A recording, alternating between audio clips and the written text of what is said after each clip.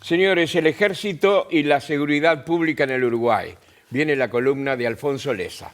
Sí, porque cada tanto es un tema que cada tanto aparece y desaparece y siempre genera polémica. Yo diría que cada vez aparece con menos frecuencia, ¿no? Pero es la iniciativa eventual, que se ha planteado muchas veces, de que las Fuerzas Armadas participen de algún modo en la seguridad pública, sobre todo en la medida que aumenta la delincuencia. Y en general, cada vez que ha aparecido esta iniciativa, se la refuta por dos o tres factores.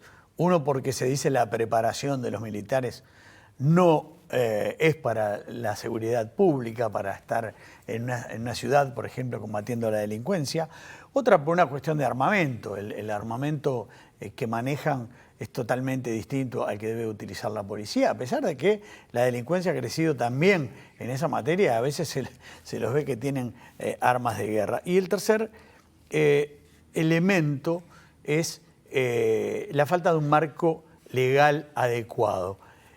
Hoy el ministro del Interior, Luis Alberto Heber, habló del tema y de alguna manera rechazó esta iniciativa, que han planteado ¿quiénes? Los diputados Subía, del Partido Colorado, y Lust, que pertenecía a Cabildo Abierto. El ministro del Interior dijo justamente, entre otras cosas, que no hay un marco legal, que esto requeriría de un marco legal, pero que tampoco es del ejército el tema de la seguridad digamos, pública, ¿no? Hay dos ámbitos en los cuales las Fuerzas Armadas hoy participan. Uno es el control de fronteras, hubo que aprobar una norma especial, hasta 20 kilómetros, una franja de 20 kilómetros, y el otro es el control de cárceles, de algunos perímetros carcelarios, que ya ha dado en algún momento algún problema, cuando hubo alguna fuga y alguno de los soldados que estaba vigilando se dio, digamos, se vio obligado a disparar. Creo que hubo alguna persona muerta por lo menos. Tanto Subía como Luz afirman que también el ejército uruguayo trabaja en la seguridad de ciertas ciudades en zonas de conflicto. Es verdad, ese es uno de los argumentos que esgrimen a favor. Uno de ellos yo lo vi en persona, en Haití. Yo estuve en una de las misiones de paz y realmente hacen unas ciertas funciones policiales. Son países que tienen enfrentamientos y guerras internas muy severas. Sí, sí, claro. Por ejemplo, hay un barrio de la capital de Haití, de Puerto Príncipe, donde solo se puede entrar con blindados. Nosotros mismos, los periodistas que fuimos el primer día, hace ya varios años, fuimos a conocer la casa de gobierno, que después fue famosa porque se derrumbó una parte con el terremoto, y estuvimos 2 minutos porque nos entraron a disparar. Yo tuve que andar con chaleco antibalas y casco. Es decir, es una realidad, es verdad lo que dice Luz y Subía, pero en realidad es completamente distintas. Y no distinta la realidad de los países. De aquellos países donde... Y en un Paraguay, Naciones Unidas también, ¿no? Exactamente, claro, exactamente, claro, bajo claro. el Paraguay. Buen apunte. Lo cual además igual ha dado lugar para polémicas intensas, ¿no?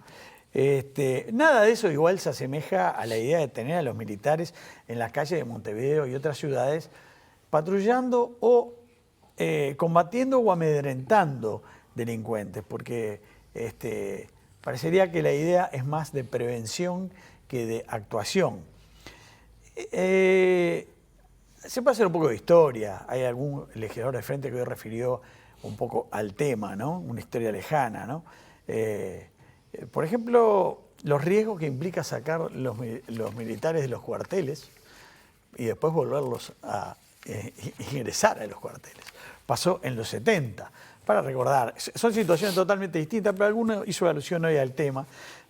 Se suele decir que Pacheco Areco quería sacar a los militares. Pacheco Areco no quería sacar a los militares porque sabía que después era muy difícil volverlos a ingresar a los cuarteles. El orden era totalmente distinto, ¿no? Totalmente distinto, pero la policía, solo la policía, había logrado meter preso a toda la cúpula. Más de los 111 tupamaros que se fueron de Punta Carreta habían sido detenidos por la policía. Sin embargo, justamente a raíz de la fuga y faltando 2 meses para las elecciones, se da pie a que las Fuerzas Armadas pasen a controlar la lucha antiguerrillera, ¿verdad? Pero bueno, esa demolición del ejército fue demoledora, de las Fuerzas Armadas en poco tiempo fue derrotado. Pero esto es totalmente distinto, ¿no? No podemos comparar las situaciones, los tiempos son otros, el contexto por completo diferente.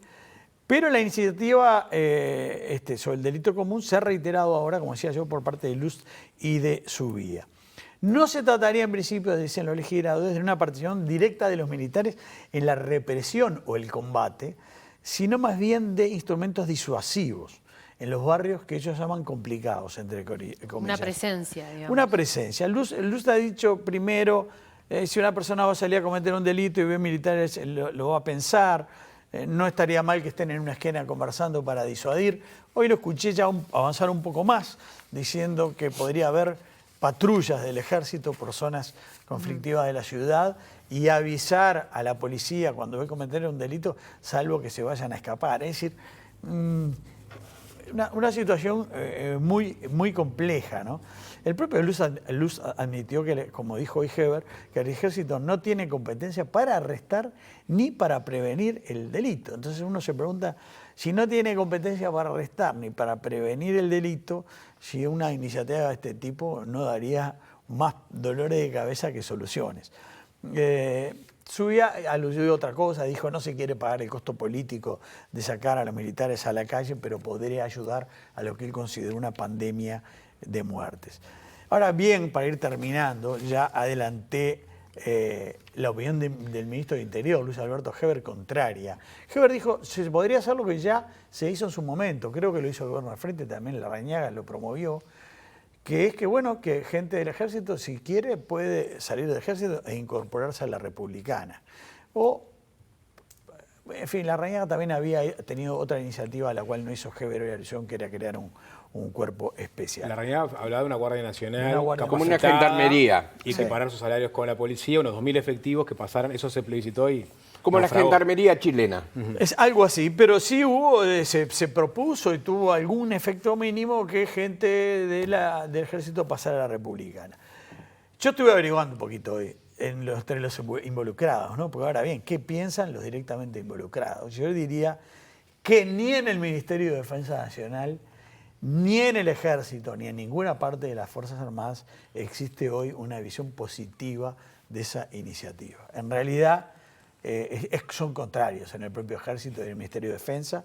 Se estima, al igual que dijo Heber y que han dicho otros, que no hay un marco jurídico adecuado y que no se trata de una tarea para las Fuerzas Armadas. Actualmente, como dije, están en el control de fronteras, limitado a 20 kilómetros, y en las cárceles.